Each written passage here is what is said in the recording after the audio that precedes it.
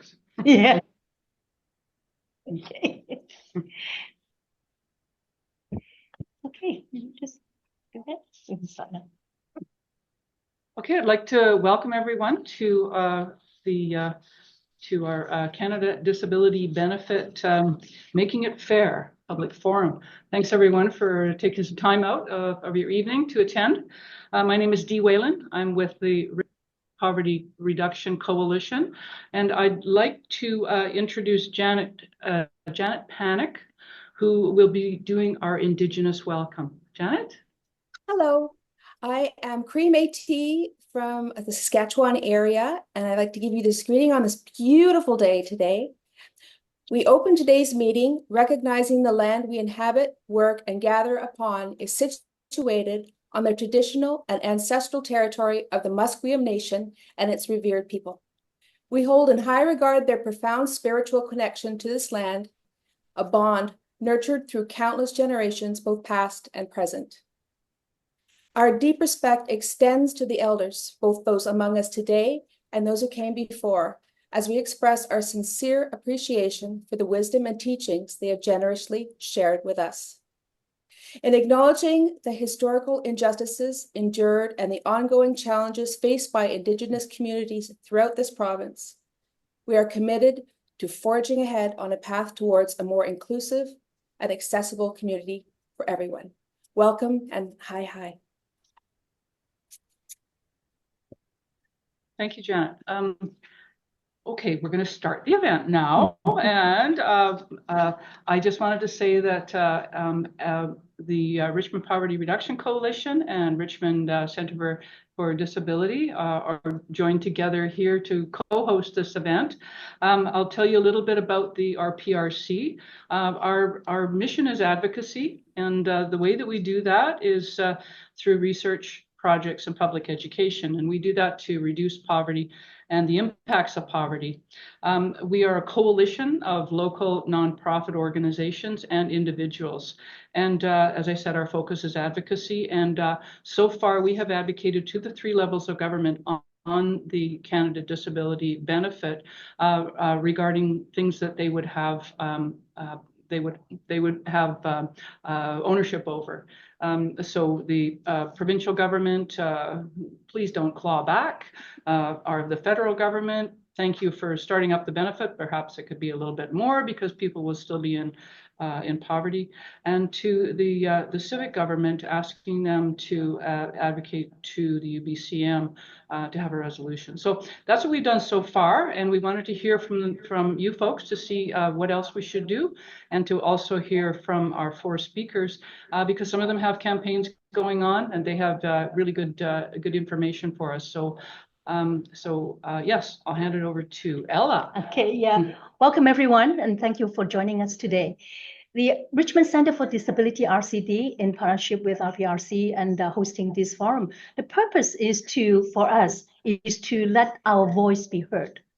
We want to gather what you think about it and how much you know about it. This is a good time to learn more about the CDB, and then let the government, the different levels of government know what you want, and that is what is the best for us.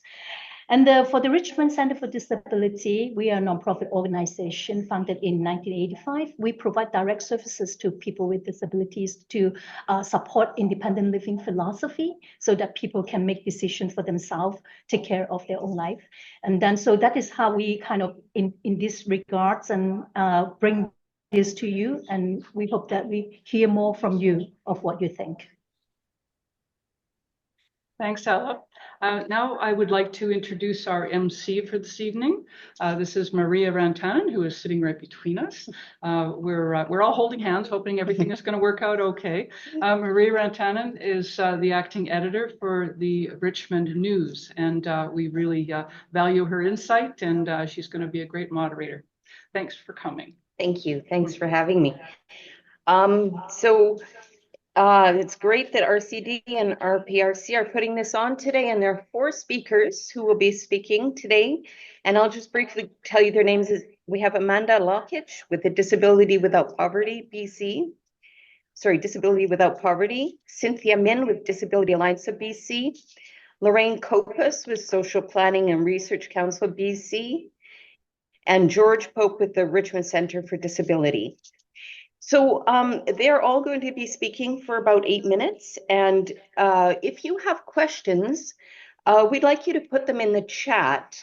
And towards the end, or at the end of the speakers, we will try and present as many as we can. So just hold on to them, type them into the chat, and they'll be checked and then brought up at the end what we have time to do.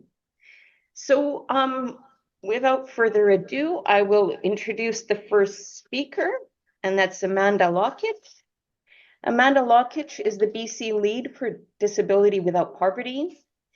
The organization is committed to ending poverty for people with disabilities in Canada.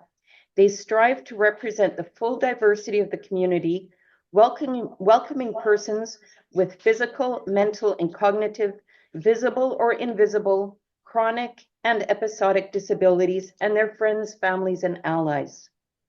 The organization respects the human rights of every race, religion, gender, sexual orientation, and social status, making room for individuals in informal groups as well as formal organizations. Disability Without Poverty is organized around the everyday experience of disability. They want people with disabilities to be prosperous, realize their power, pursue their passions, and participate in every aspect of society. So Amanda, thank you for joining us today. Thank you for having me, and thank you for that introduction. Hello, everyone. There we go. Now I can see people. So as the first speaker, one of the things I wanted to do was just set the groundwork to make sure that the understanding is there about what we're talking about when we're talking about the Canada Disability Benefit, and sort of very, very quickly, I apologize, catch people up to where we are today, which starts sort of with a background of who Disability Without Poverty is. Disability Without Poverty is now a nonprofit organization, charity, that started as a group of advocates across this country in 2020 when Prime Minister Trudeau's government talked about a Canada Disability Benefit in his throne speech of 2020. We knew that if that was ever going to happen, organizations like ours were going to have to hold his feet to the fire.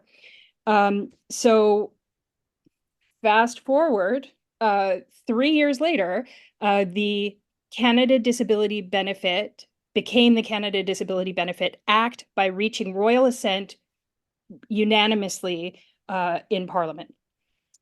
Now we are a year later, and the regulations for the benefit have just been published in a form that the government is now actively asking people to respond. Okay, I'll get to that. So one of the things that we did when they were doing one of their many consultation processes was set up our own, because in the Disability Inclusion Action Plan, of which the Canada Disability Benefit is supposed to be the cornerstone, there was a big group of people that the government was having trouble accessing.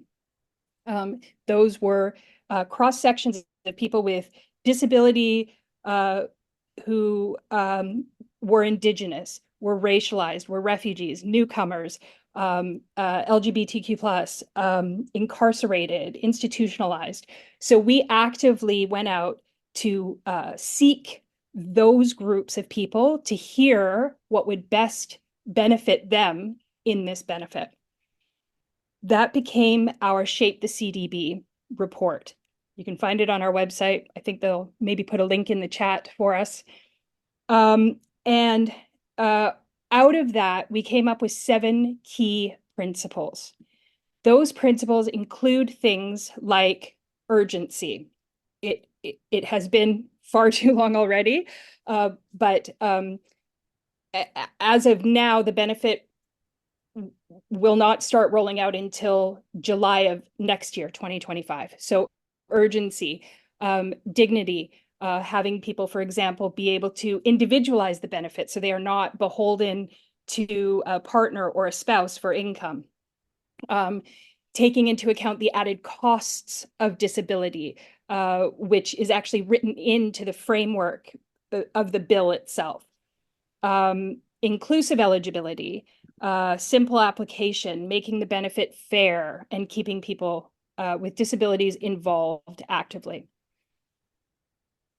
Earlier this year, when the government put out their budget, they put in the Canada Disability Benefit, and what they provided for that was $200 a month with a threshold cap of $23,000 annually. So if you earn over $23,000 a year annually, the federal government starts to claw it back. I think DeWaylen mentioned clawbacks provincially.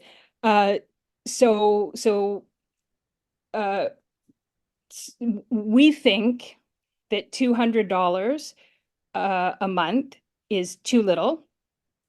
We think that the mechanism that the government is using, which is the disability tax credit, right now only has about 40% of people eligible for the disability tax credit on receiving the certificate. So that's about 300,000 Canadians. There's about 1.6 million Canadians with disabilities living well below the poverty line, or the poverty lines across the country. So for example, one of the things we're asking for is that anybody who already has a disability tax credit, paid their taxes last year, and receives provincial benefits should automatically just get the Canada Disability Benefit. No more hoops, no more applications.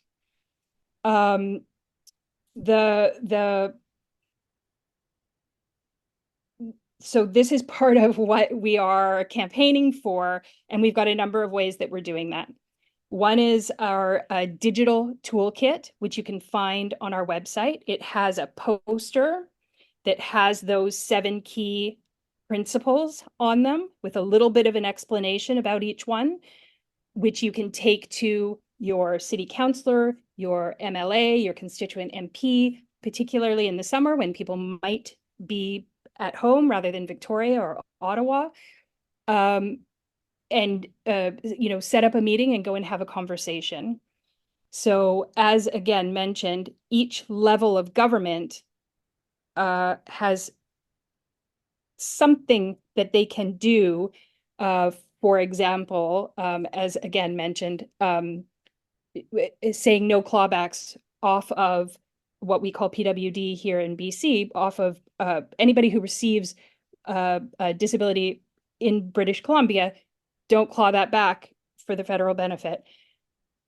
And when we're talking about clawbacks, we're not just talking about dollar for dollar monetary clawbacks. We're talking about services. A lot of people have the transit pass, don't take the transit pass away. Housing allowances. We found that 27% of the population declares disability. In our study, we found that 37% of people with disabilities are also carers to people with disabilities. So we have a bunch of campaigns going. One of them is our digital toolkit that I was talking about, poster talking to federal government to say, push the Prime Minister, push Minister Freeland, push Minister Kara, push your own personal MP to say, we've got to make it better. And now is the time, because the regulations are not complete yet, right? They're out for feedback. The second one is an Ask Your MP. Directly, it's a form letter. You just need to type in your postal code. It will send a message directly to the Prime Minister, Minister Kara, Minister Freeland, your own personal MP. we also very soon on our website will have we have a whole button that explains the CDB. It goes through the timelines. It goes through some statistics. Provincially, there's not a single province or territory whose disability benefits comes anywhere sort of near the poverty line. This was supposed to be a top up. It doesn't reach the poverty line yet. That regulations process, the feedback for that is open until September 23rd. And we have a button on our website called CDB and regulations.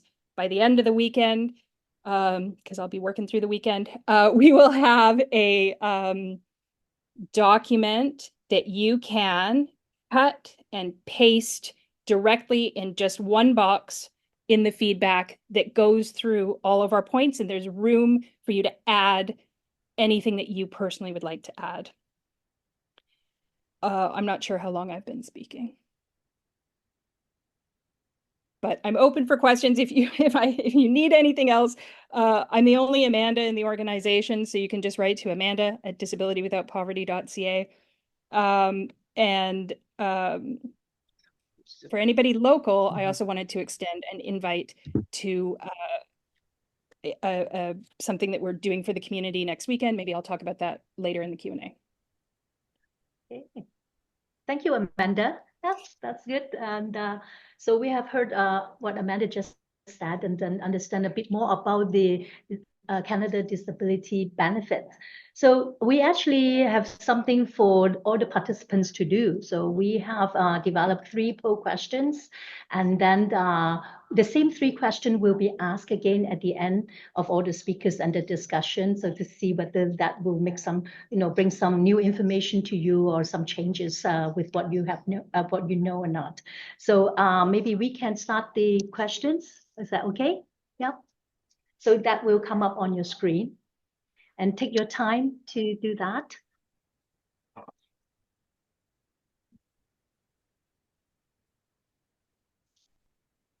So this is question 1. So just no, that's not letting me vote. For participants only. So this one is only for participants, not for the speakers, sorry. Okay, I thought I was both. What's going on? Oh, okay. Oh, I see. Okay, so Hearing Amanda. okay, so please scroll down after question 1. You can see question 2 and 3. Okay.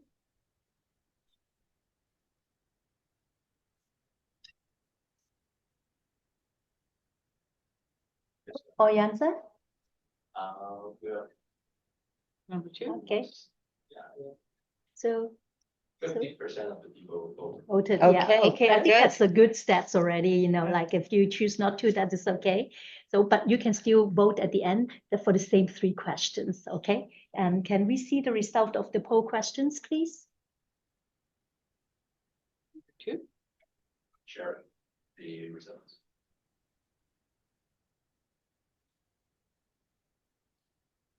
Okay, so this one is for question number 1. So you can see that most people have some knowledge about CDB. And 2? You can scroll down. Use the Oh. mouse. You want me to? I think it's automatic. Okay. Where's the AI? Okay. Okay, I use this. Okay, so question 2, we have everyone say no. Okay, so that is well, that's, do you we've think got we- consensus there. Yeah. is adequate. So everyone voted said no. And the last one is, what do you suggest? So we have a few of the different choices. So if you can scroll down, yeah. And so mostly all of the above, and then provide a higher amount and do not allow the province to take back. Okay, so we will come back to it again with the same 3 questions, and after hearing all the speakers. So to Maria. Thank you very much, Amanda. So our next speaker is Cynthia Min. And Cynthia Min works with the Disability Alliance of BC. Their mission is to support people with all disabilities to live with dignity, independence, and as equal and full participants in the community. The Disability Alliance of BC champions issues impacting the lives of people with disabilities through direct services, community partnerships, advocacy, research, and publications. Their programs and projects respond to community need and increase people's ability to participate and contribute. DABC also partners with numerous other organizations and initiatives to carry out their programs and advocate for systemic change that will positively impact the lives of people with disabilities in BC. So thank you, Cynthia. Thank you, everyone. I do have some slides. I don't know if we're able to share them or if I can share them myself.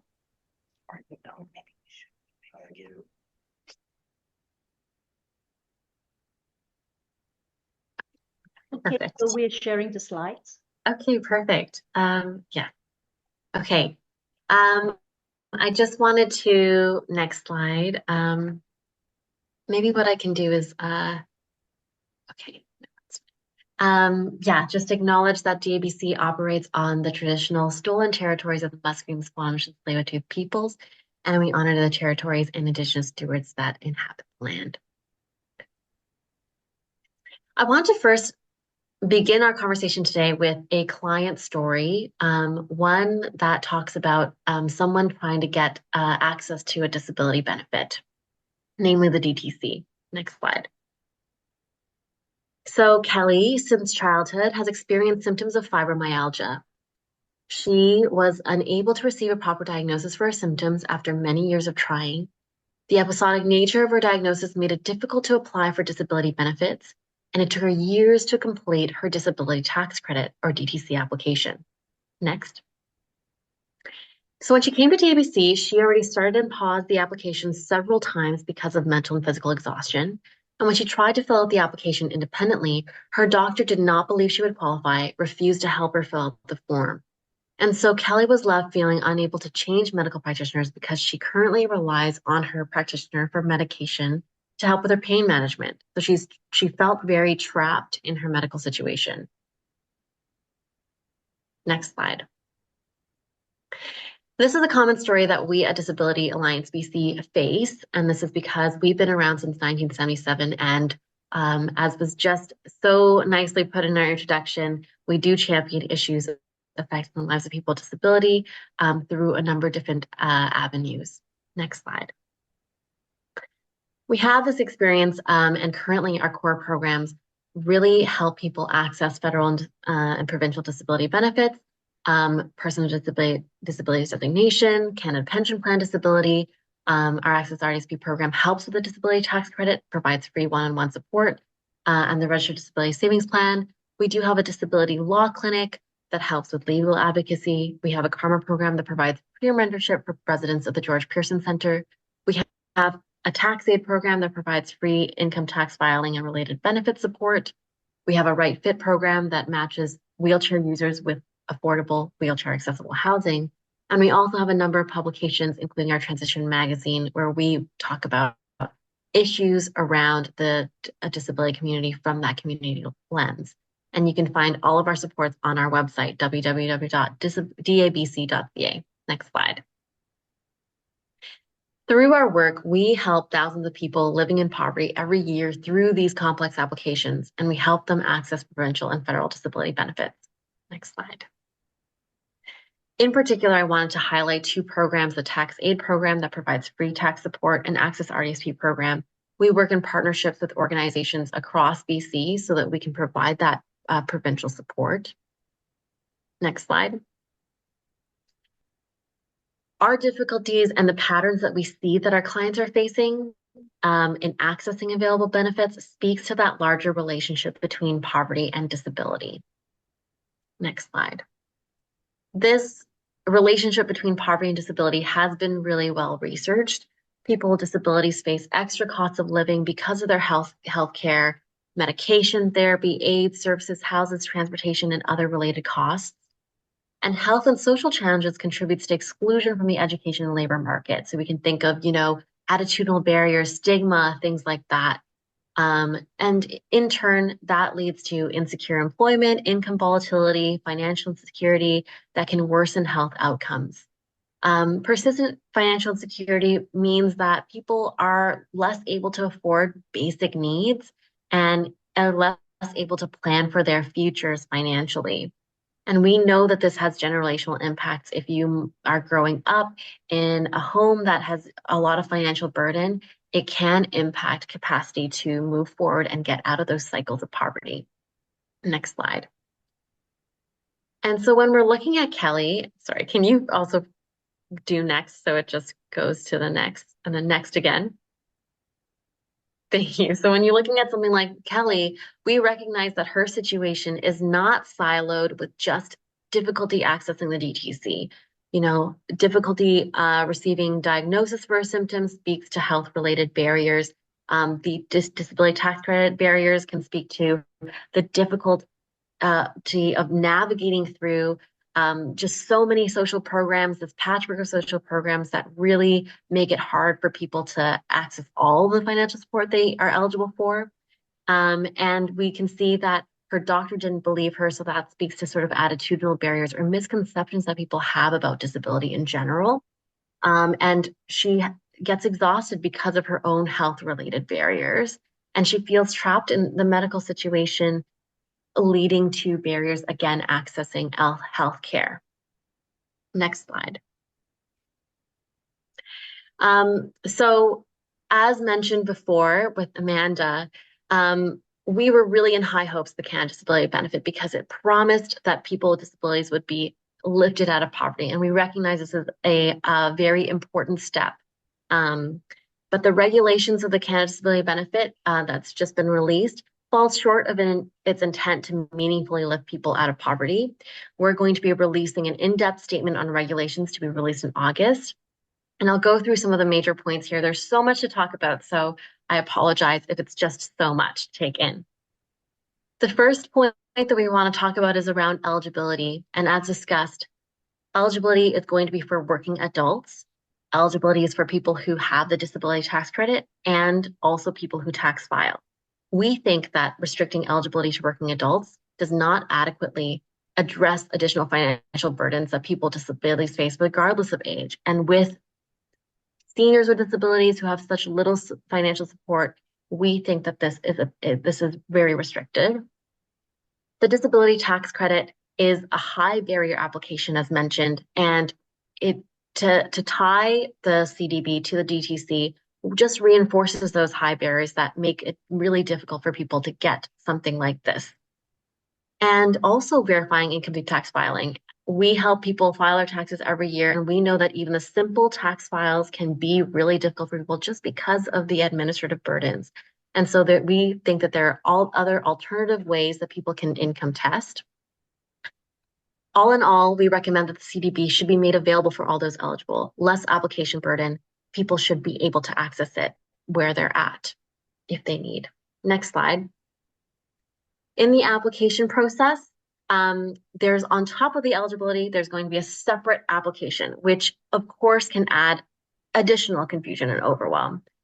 It adds an administrative step on top of an already overwhelming process. People can take months, and as we saw with Kelly, take months and years to apply for the DTC. And this is yet another application on top of that. We also recognize that the government is investing $41 million to cover additional medical practitioner fees. So right now, when you apply for the DTC, you might have to pay your medical practitioner a fee for helping with the form, and this fee is unregulated, so they can charge whatever they want. We see that the fee can go up to $200, $300 for people for one application. 41 million is a great step, but it sort of is going to be allocated for maybe 500 applications at an $85 per application rate.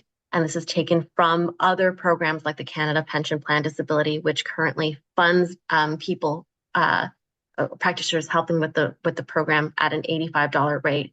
We know that this has been the standard for so many years that it's almost outdated, that medical practitioners are charging more and that people will have to pay the difference. And so this is not enough. And as Amanda had talked about, the Canada Disability Benefit gives us an opportunity to think about policy reform and other social programs. So one being, what are the gaps in DTC that we can fix right now that will help people get the DTC so that they can get the CDB? But also we want to make sure that the CDB also works in conjunction with provincial disability assistance. If there is an application process, can people that already receive PWD, already see CPPD, can they just be onboarded to the CDB? And if this is a separate application process, can we make that happen?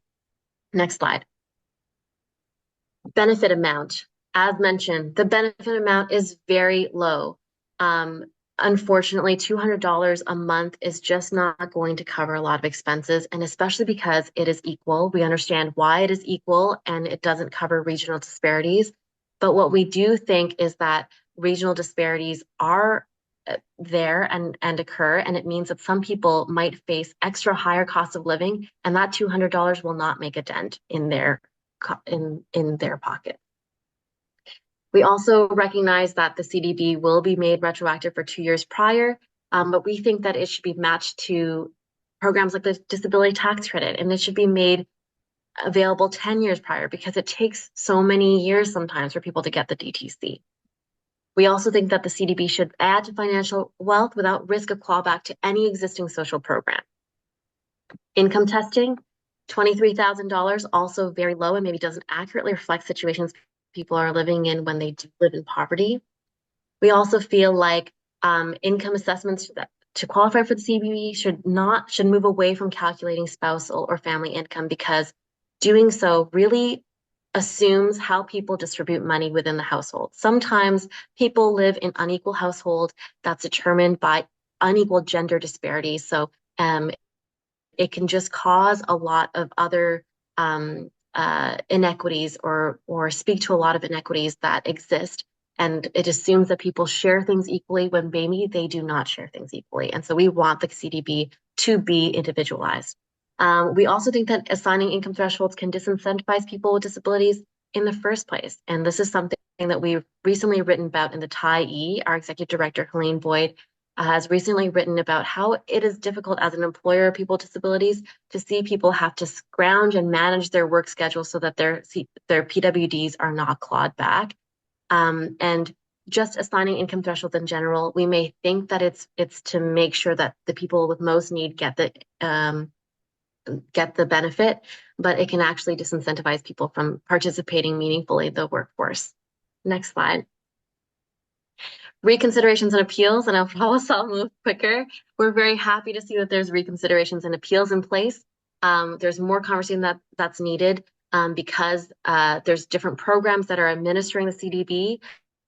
So we want to see like how, reconsiderations through the Social Security Tribunal is going to be interacting with the tax court of Canada appeal process, which currently the DTC is a part of.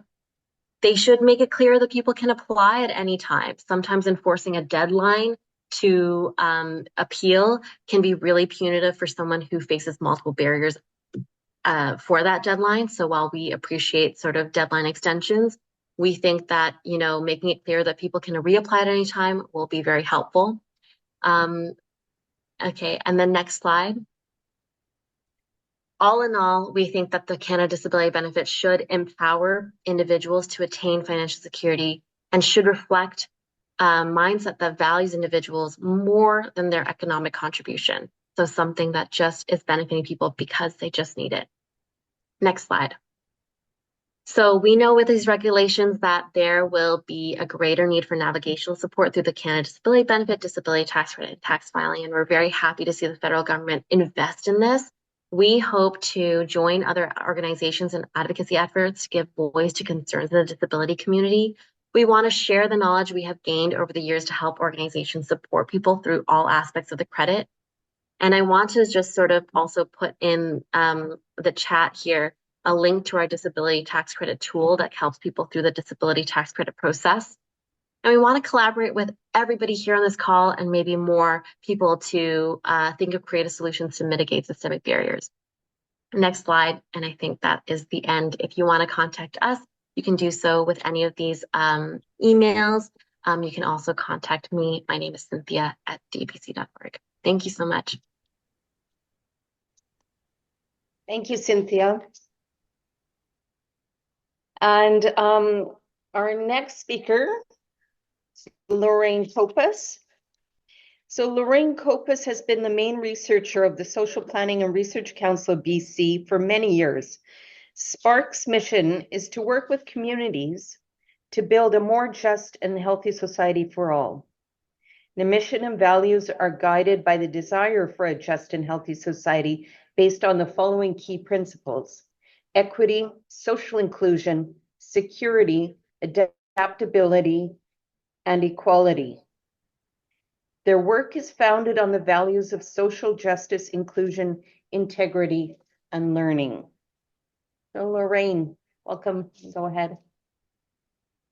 Thank you for the opportunity to participate in this forum. I have a slide presentation as well, so we can call it up, and I'll walk you through some of my reflections on the intersection of disability and poverty. And I think it's an important and common theme we've had today. Just in terms of who I am and who Spark BC is, Spark was started by the first social worker in all of BC 60 years ago. And it's a privilege to have led the organization for the last 14 years and to work with amazing individuals and organizations who are here today. And Amanda, I don't think our paths have crossed, but I made a note to myself that it should. It's a privilege. Spark was started with the idea that as civil society, we should be able to come better, get together and say it could be better and it should be better, and to bring our voices and our actions and our evidence-based research to talk about what needs to change and how it needs to change. And so it's that combination of the kind of the research that I hope to bring to this conversation to amplify and support the amazing voices and people on the ground who are also working in the trenches every day to talk about why we need to do it better and differently. Is my presentation here by any chance? Yeah, we actually have some challenge finding that. Sorry, Lorraine. It's okay. Can you I've been share it? derelict. I didn't get it in time, Yeah. but it can be circulated afterwards, and I can describe fully to you what my presentation was going to say. You can also share it from your computer. Oh, You have it? you know, I'll just walk through it. Okay. It's okay. And we can circulate it afterwards, because I tried to keep Okay. it simple, because, but if you find the points valuable, by all means, reach out and ask for it. So it was labeled disability and poverty. And my first slide talked about the intersecting crises that we're facing today, really as society. And that is the climate crisis, the housing crisis, an inequality crisis, a social isolation crisis, and an infrastructure crisis. And I think that these are important words to reflect on as you think of this new tax credit coming in for people with disabilities, what it means to be living amidst all of this change.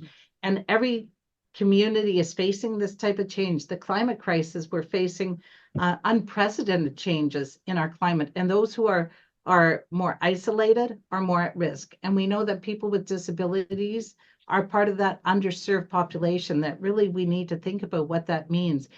Low-income people are also part of that population. And as you'll see in my presentation, I do try to talk about the intersectionality of these issues. And when you put a lens on persons with disabilities, you can, oh, thanks, guys. You can absolutely see that this has important implications. DABC does amazing work around the housing crisis, and we all know there's not enough, and that housing affects choices for everyone and has a huge affordability piece to it. And so when you're looking at how someone living with a disability is able to live with dignity, with independence, you know that housing plays a critical role.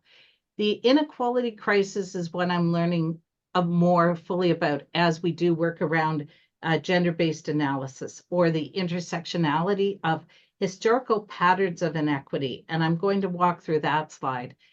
People with disabilities have long been underserved, and now it's understood the compounding effects of that. And I feel that that's a really important part of the conversation. Because when you look at the question of what does equity mean, it actually means that we have to look at where existing policies or existing approaches have created a pattern of inequality, and that people with disabilities for many years have faced these types of challenges. So not only do we need to find ways to close that gap, but we have to bring it up to a truly equitable position now. The social isolation, many people live alone, and that this is really challenging, especially when you think of all of these other crises. And so ultimately, there's also an infrastructure crisis, and that's around transportation, around housing, around how our communities are able to respond. And for people with disabilities, it's been many years of already being behind. And so not only do we have to find a way to catch up, but we have to find a way to make sure that our communities are that kind of accessible and inclusive place that we want ourselves to be. We can go to the next slide. An equity-based lens is one then that looks at the role that historical patterns of inequality and injustice have played in perpetuating current patterns. And I think when I pulled the poverty data, actually, which will come at the end of this presentation, we can start to see that. And I think from your own lived experience perspective, this is a really important conversation. And it is these, where are the historical patterns that have actually created the conditions today that mean people with disabilities are in such a catch-up situation? There's actually a really good, when I want to remind myself of the importance of this, there's a really good document that was prepared by the APA, which is the American Planning Association, and it's called Planning for Equity. And it just walks through all the types of policies and decisions that planners like myself should consider when we want to understand where we're getting it wrong and where we have to do it better. And I myself am super happy to work with you as well on these kinds of things. But this document to me made me start to think about it in new and different ways. We can go to the next slide. So intersectionality is the other piece. And this is where not only might you have a disability, but you also might be a newcomer, or you might be someone who came from historical inequities, an Indigenous person, for example. And there are so many points of intersection that, again, it's not only one challenge that you may be facing in terms of your own health and activity limitations, but it be multiple challenges or multiple barriers or multiple pitfalls within society where we have the policies wrong. One that comes to me, my mind, I've been passionate about housing forever, is singles were never eligible for social housing. And so every single person, unless you're a senior, previously couldn't get housing. So people with developmental disabilities who may have a low-paying job still don't have the chance to fully access housing. And it was never considered when housing policies were developed. And we know now there's such a constraint on housing that it's a very serious problem. I actually just pulled housing data recently, and there are 257,000 households in BC who are in core housing need. These are households who would previously have been eligible for social housing. And so again, you start to see these compounding effects. And when you look at disability, you know, there was never enough housing to begin with, you know, that if singles weren't eligible, so many people wouldn't have had the opportunity. And so this whole intersecting layer, compounded with the types of crises we're facing today, tell us just how much work we have to do to create that more equitable space that we want to be. And that until we actually get it right, we are perpetuating these historical patterns of inequality. So I'll go to my next slide. I'm also getting really engaged in conversations about what restorative justice actually looks like. And I think while traditionally it was around the criminal justice system and making sure that victims and those who created circumstances had the opportunity to be heard, it's also about thinking about our communities in very complete, holistic, and relational ways. City of Vancouver has stepped into the space of wanting to be a restorative city.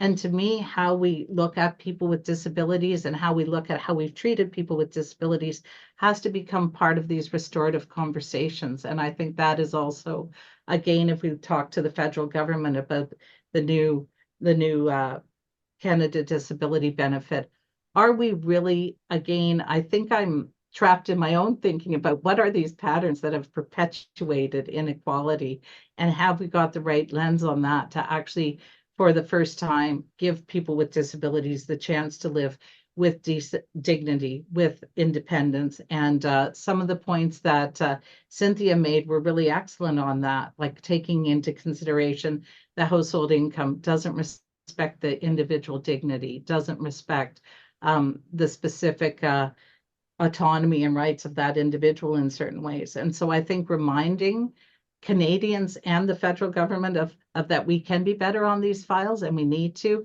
and be thinking in these more holistic and relational ways is part of, I think, how we get it right. Again, bringing that to local governments and to talk about how we think about our own citizens and our communities. There's so much work that has been done that is done well, but there's so much that still needs to be done. And that is actually likely on the income equality file. So then we go to my slides now on the numbers. Oh, first I paused to talk about the role of civil society. And this is just all of us. And I honestly believe we bring our voice to these issues. And that is how we'll start to get change. And I like to think that as I look at the numbers, that as we speak, as I hear Amanda speak, I know she's thinking of everyone else she knows that has this need, or Cynthia. And now we'll go to the numbers. And if you look at the numbers, there's a really important space for all of us. Within British Columbia, there are 946,000 individuals who said that they had a permanent or episodic disability. And that's an incredibly important number. If we come to Metro Vancouver, the next slide, you'll see that there are 416,000 people here just in Metro Vancouver who have a need. And so again, next slide. The city of Richmond alone, there's 27,000, almost 28,000 people.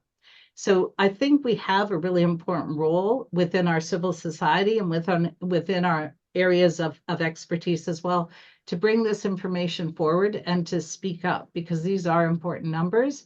You'll see my next set of numbers are actually the number of people with disabilities who are also living in poverty.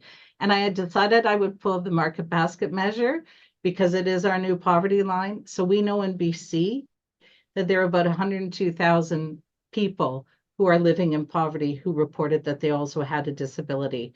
That represents about 1 in 10 individuals. And if you compare these numbers to people who don't have a disability, you can already start to see that pattern of disadvantage. But it's the stories and the different perspectives when you bring that intersectionality into it that you really understand how deep that disadvantage is and how unfair society has been in terms of the judgments or choices that are made. When I go to Metro Vancouver, there are 51,000 people who have a disability and who are also living in poverty. And so that means they're making these complicated and difficult choices every day. They're living on the margins, and there's no dignity in that. And again, Amanda, you spoke so beautifully about that, and Cynthia as well, about many of the barriers. And I think there's 51,000 people that you're bringing their voices and stories forward. My data reinforces that, yeah, for sure, we're not getting it right. And for sure, people with disabilities, the data itself is speaking to the inequity. And so why we need to bring this lens into the conversation. For City of Richmond, there are about 4,000 individuals who are also living in poverty and who would have a disability. And that's again, 13% of the population with a disability living in poverty. And so much higher rate of incidence. I then actually pulled the market basket measure because this always reminds me of what it really means, what this 51,000 for Metro Vancouver means. It means that if you're a single person, you're living on $25,000 or less. And I actually pulled out the component parts because that always reminds me of the crisis actually that people are facing. That means you have about $314 to spend on food in that month. And that is actually, if you start to divide by 30, is not a lot of money.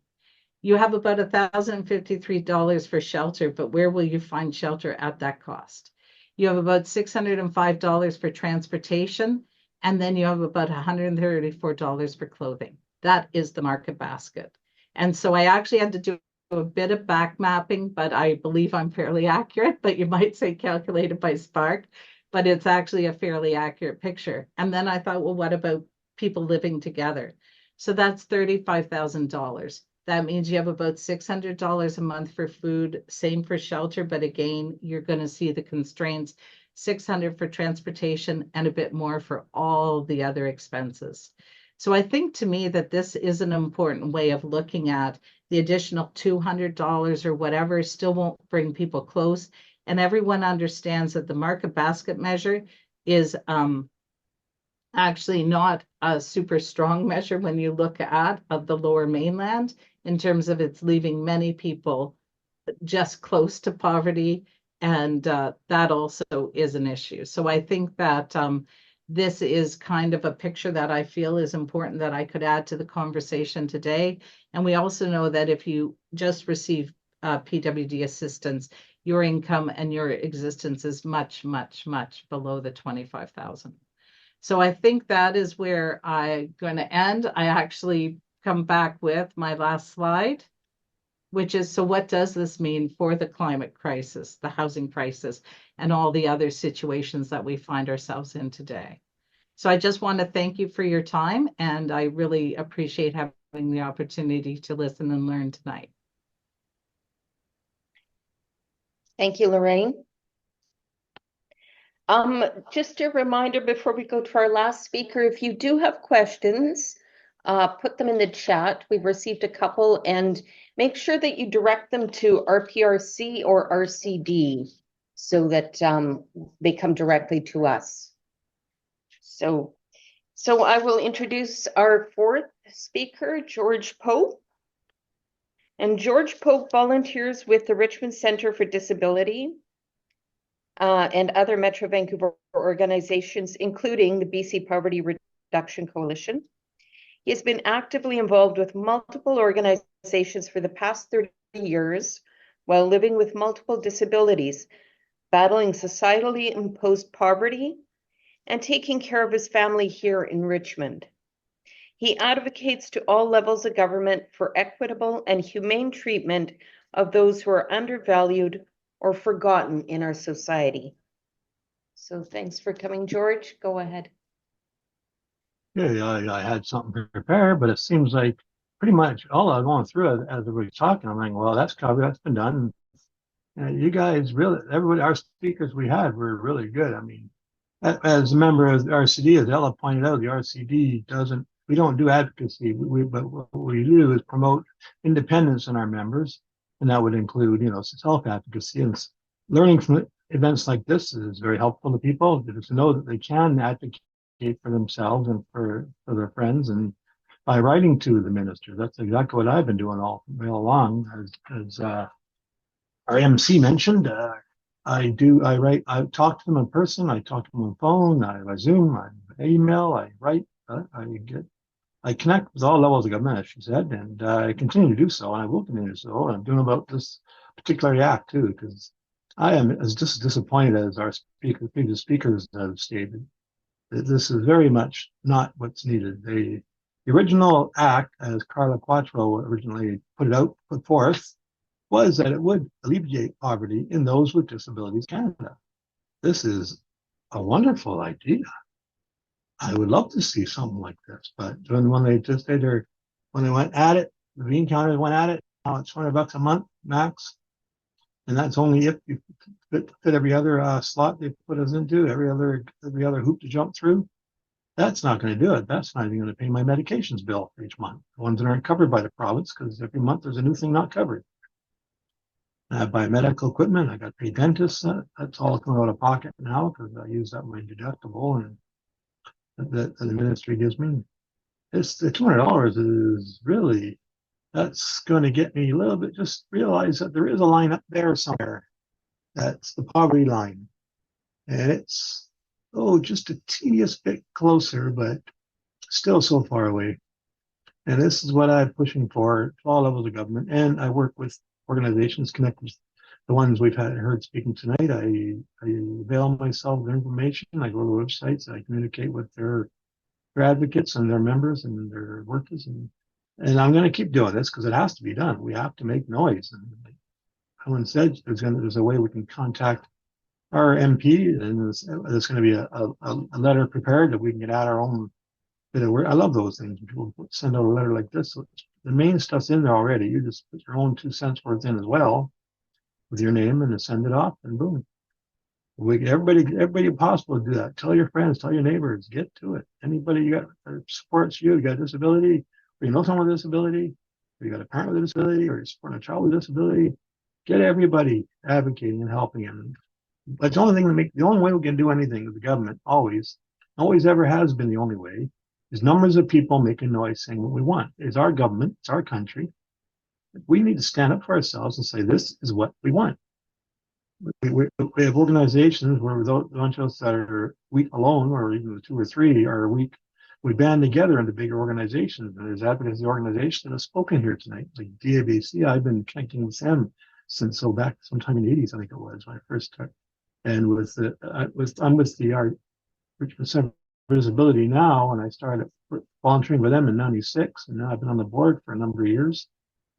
And this is sort of my main post. I've sort of settled down because they support my vision of where things need to be. And I like the idea of people just really being independent, supporting themselves, looking out for themselves, and having dignity.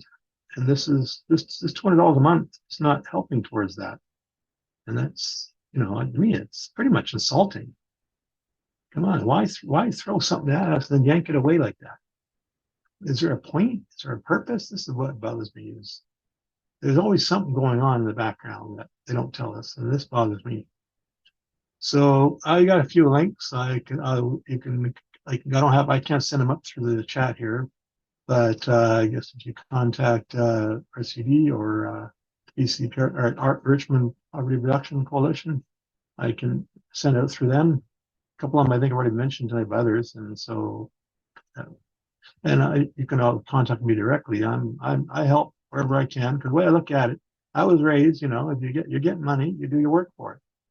And my dad raised me, and I do receive the PWD each month. So the way I look at it, every single person in BC is contributing to that, because we all pay taxes one way or the other, and tax money all comes up the central pool somewhere. Every person in BC that either earns money or spends money in BC or lives in BC is helping support me and my family. And believe me, I'm grateful. So I work for everybody. I work for the taxpayers. The politicians, they work for the voters. And I'm glad for that. It's important to have too. That's what democracy is based on. But I'm here to provide like a side service to help those that are the taxpayers. And I know myself, I'm a taxpayer. I haven't been able to find much recently, but I do work part-time now, and I worked full-time before, and I will do again. I pay taxes, and I don't mind, like most people I know, don't mind my taxes being used to help people here and now that need the help. That, reason like people with disabilities, nobody says let's just throw them on the bus and let them go live down on Skid Row. No one says this. Okay, maybe some of them. I don't know these people. I don't hang out with those people. But anyway, I feel that we can do better than what we have. We're a rich country, we're a rich province, and we're one of the richest now. And I think we should act like it. And I believe like with Gandhi, I didn't get for him directly, but he says, the measure of society is how you treat its weakest members. I believe with that, if you help those at the bottom, those that want to be higher are going to push away from those that they don't want to associate with, and everybody goes higher, and that makes more room for us to come up a little higher. So I say let's fight everything we can. This is one thing is coming across our table, and let's roll with it. People will get everybody advocating to join this meal list. Everybody getting to doing that. The more it's a numbers game. It's always a numbers game with the government. The more numbers you get, the more you get done. Make them sick and tired of seeing your face or hearing your voice or seeing your email. And be a bug. Hey, it's your right. You paid for it. We're Canadians. We're residents. We pay taxes. We can vote. We have a right. We have a responsibility. We saw ourselves and each other. Stand up for what's right. And Canada is all about doing the right thing. We do that. Always been. That's always been Canada. I love this country. I love this about the country. I learned when I was young how things were. And as I got older, I learned, well, that's how they're supposed to be. Reality is really different.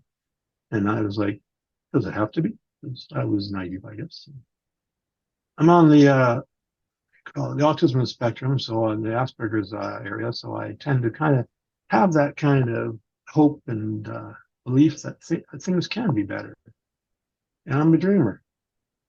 And I think if we work together, all the organizations, all the individuals, everybody, whether it's an organization, an individual with a disability or without a disability, or caring for someone with a disability, or every combination of all the above, anybody in poverty, income, even just difficult income, because I know people that are working full time, they're having a hard time. And I've been there myself. It's not easy. So, but we got to do the right thing with what we have, resources we have. We start with ourselves. We are the resource that makes Canada. Without us, there's no Canada. So let's all I say, we all work together to get this thing done. Spread the word, get out there, connect, talk to everybody, neighbors, friends, strangers on the street. I don't talk to everybody. Get them going online and filling out this form and send out this letter up to the MPs and different levels and make some noise. We have to. And I really don't have anything else to add, really. Thank you for the rest that were spoke before me, and appreciate that. You shortened my speech. I think there's a lot of people out there thanking you for that too. And so with that, I shall let it be. Thanks. Thanks, George, for giving that personal perspective and inspiration to get out there and do something. So we have a few questions, and if you still want to send one in, we can see them. We might be opening up also for questions from the floor, but I just want to pose the first question. The first one I have here, we have a couple more for Amanda. This is a question from asking, what are the implications of the multi-year phase-in of CBD? That is a great question.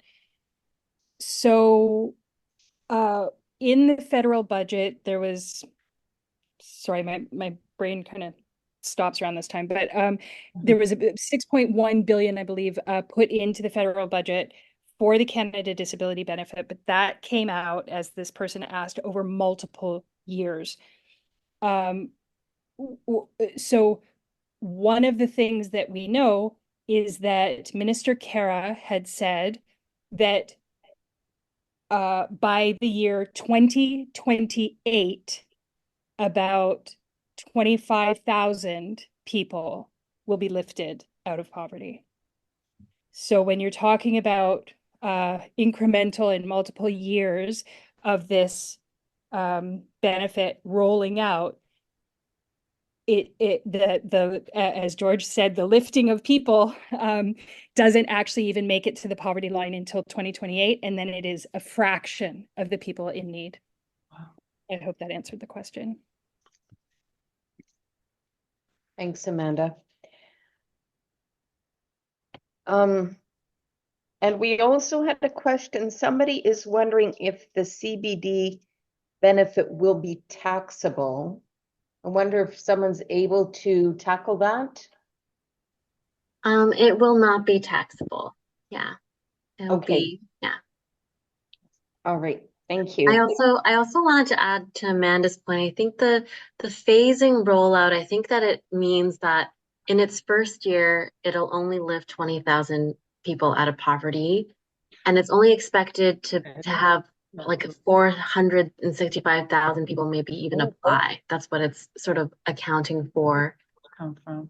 Every year, they're going to have the same kind of calculating, like more and more people applying or more people lifted out of poverty. And it only reaches 25,000, which is not a good time to reach, by year something like 10, which is really, really, yeah, just to add to that. So it starts off trying to reach, take people out of poverty, but it starts off really low and continues to be low.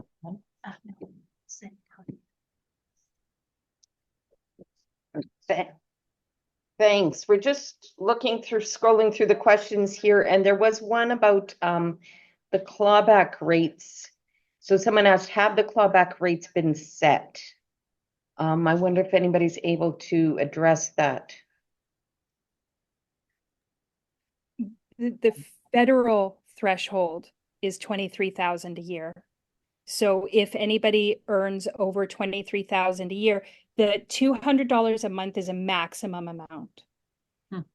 So if anybody earns over 23,000 a year, presumably that $200 would be less and less and less depending on how far over that 23,000 they earn.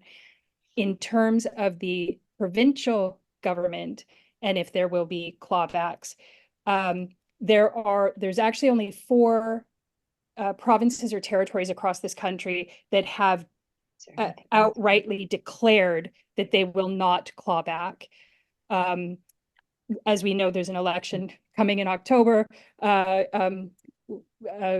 So, you know, no one in BC has officially declared that there will not be clawbacks. We don't believe the current government will claw back, but again, nothing has been written in stone.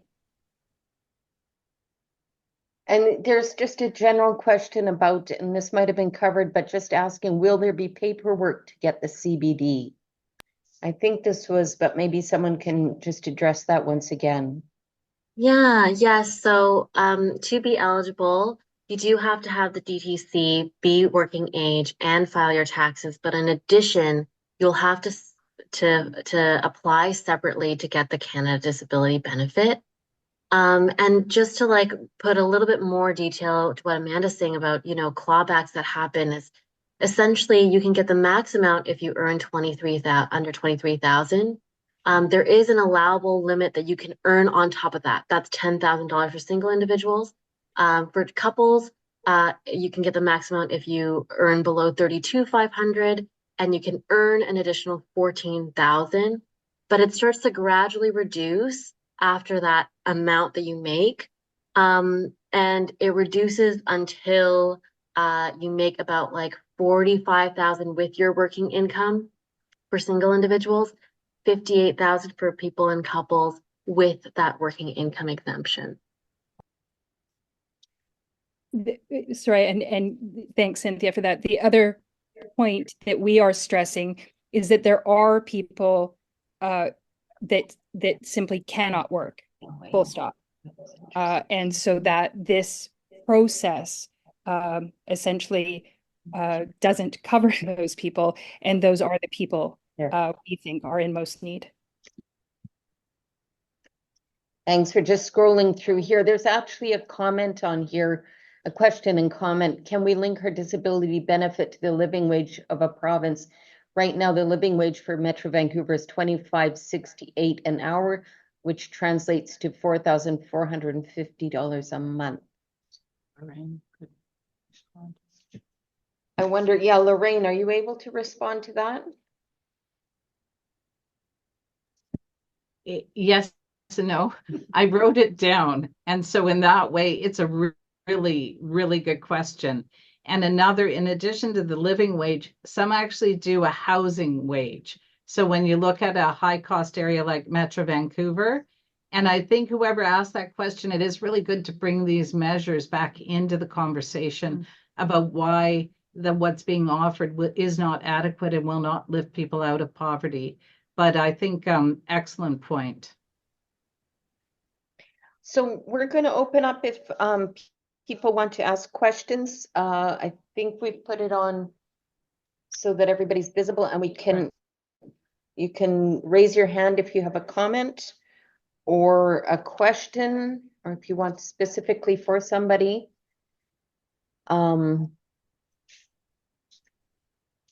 So we also have a question from chat. Here is again, it's coming to regarding the age restriction. If you reach 65, so do you have the disability benefit still? I believe that's no. And then kind of, we don't know why the government has made this decision, and what can we do about that?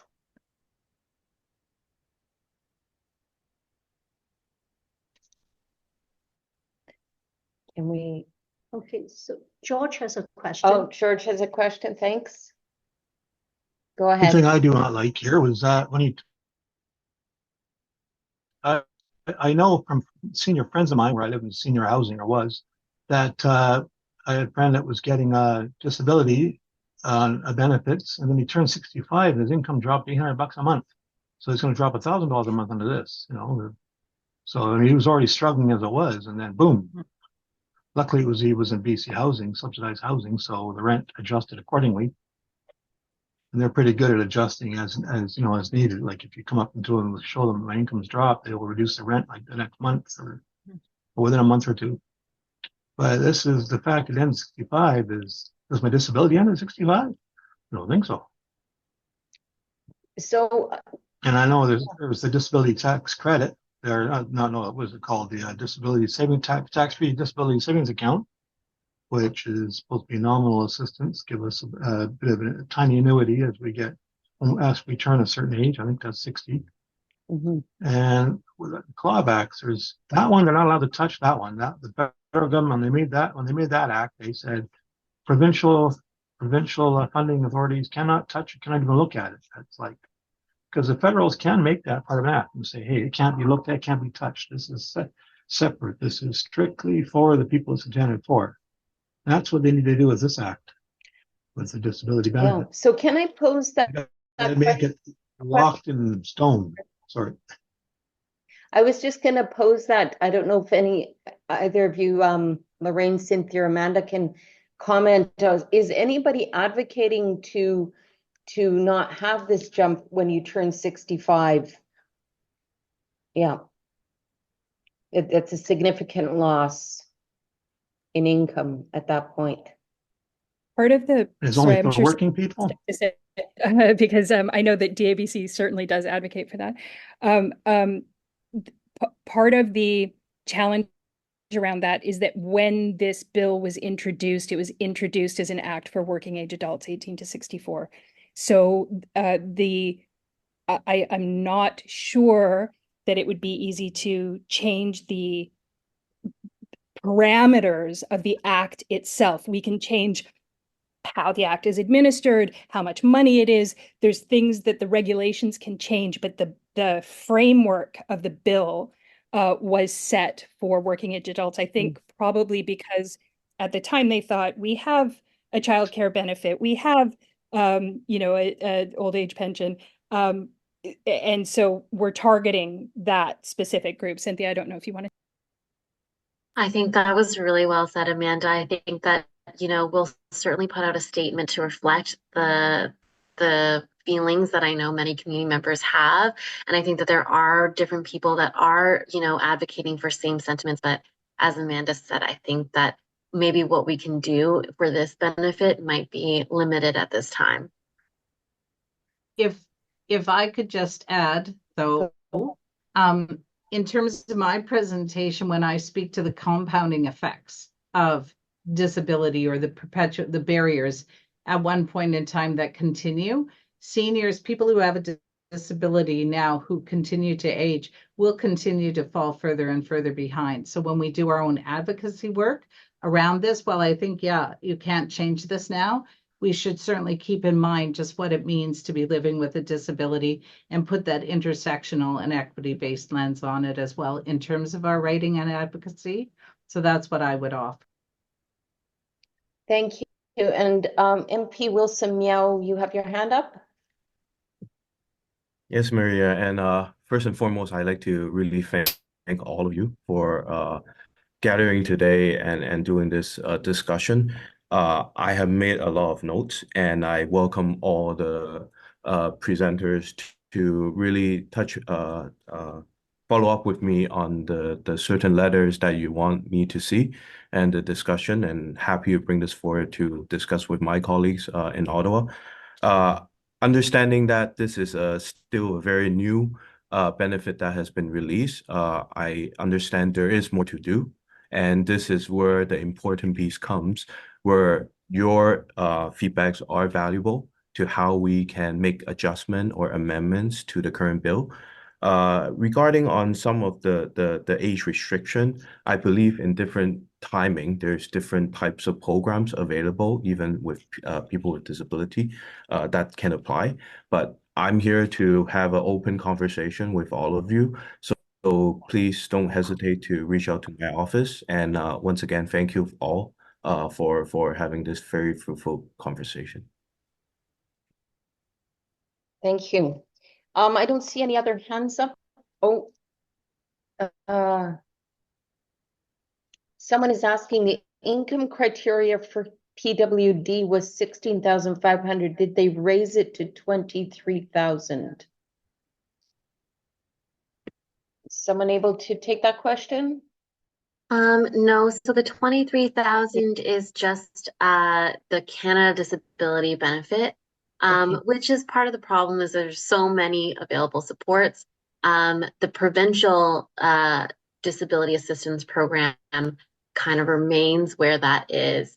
And so that is that's something where, you know, conversations between those two programs is needed to really address everyone's needs. Thank you. We are going to turn it over now to Caring Place, where we have Deb Turner and Belinda Boyd with RPRC, and they want to just have a bit of a discussion and some calls to action or some actions. Did I miss something? Oh.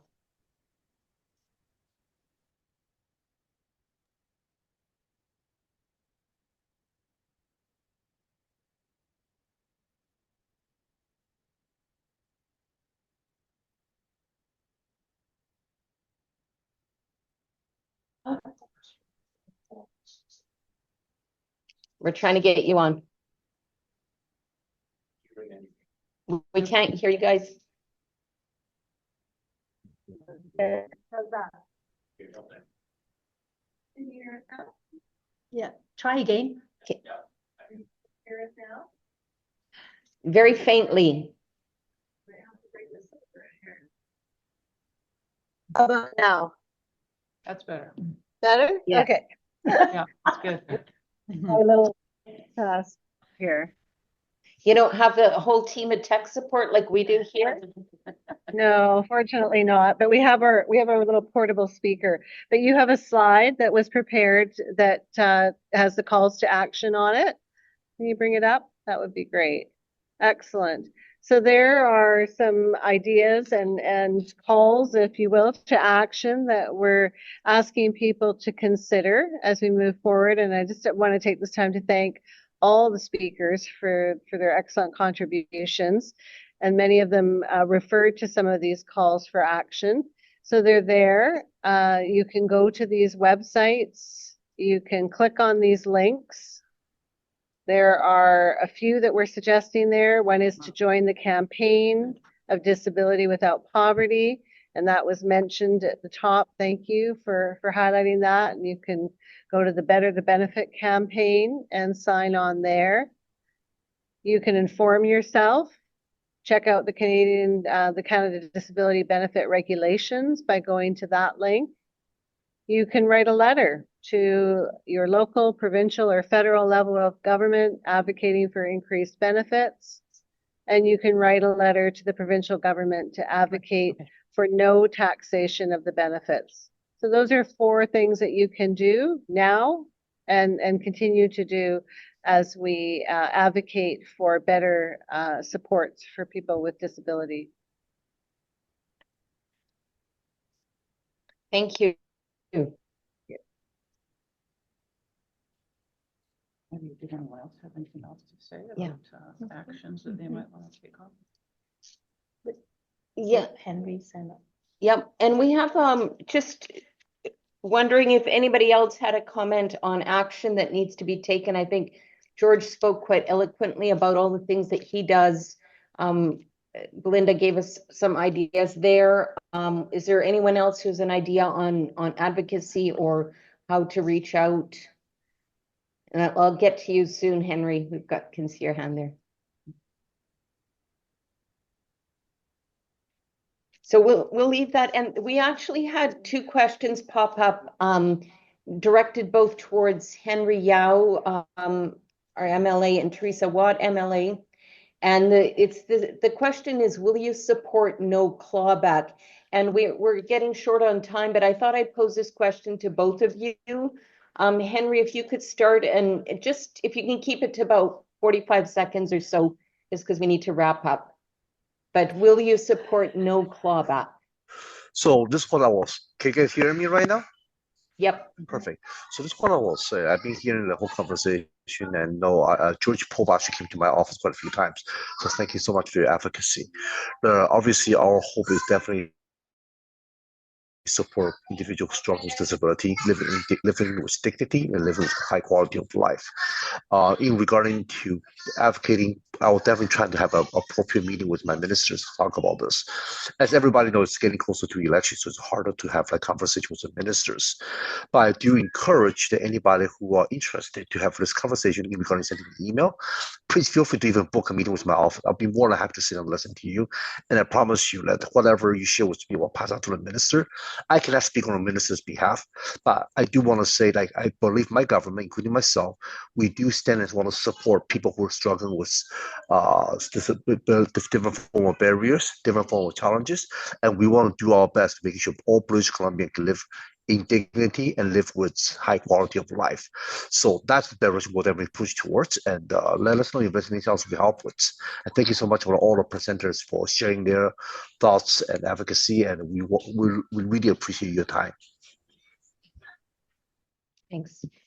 And Teresa, we have the same question for you. So will you support no clawback? Yes, first of all, thank you for organizing this very meaningful forum. And I learned so much about this Canada Disability Benefit. I think this benefit has the potential to be a game changer, providing financial security and dignity to individuals with disabilities so that they can truly contribute, like all of us, to our community, to our country. Personally, I support no clawback. Thank you. Thank you. Appreciate that you're weighing in.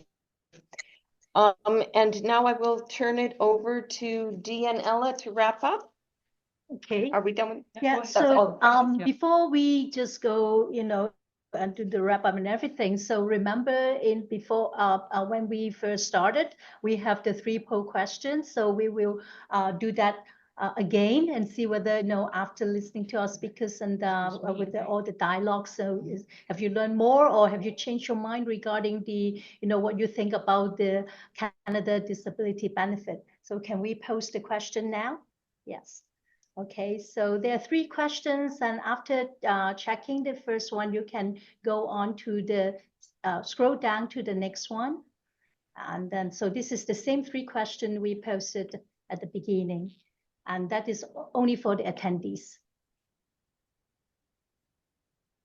Come on, more people than that.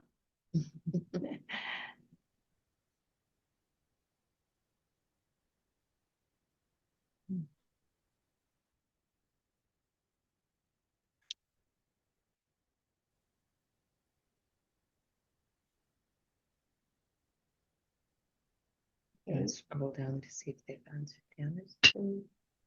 Yeah, but people do that. Yeah. Do you want to read the results? So 10 more seconds. The result will be generated. Okay. Yeah. Okay. Mm-hmm.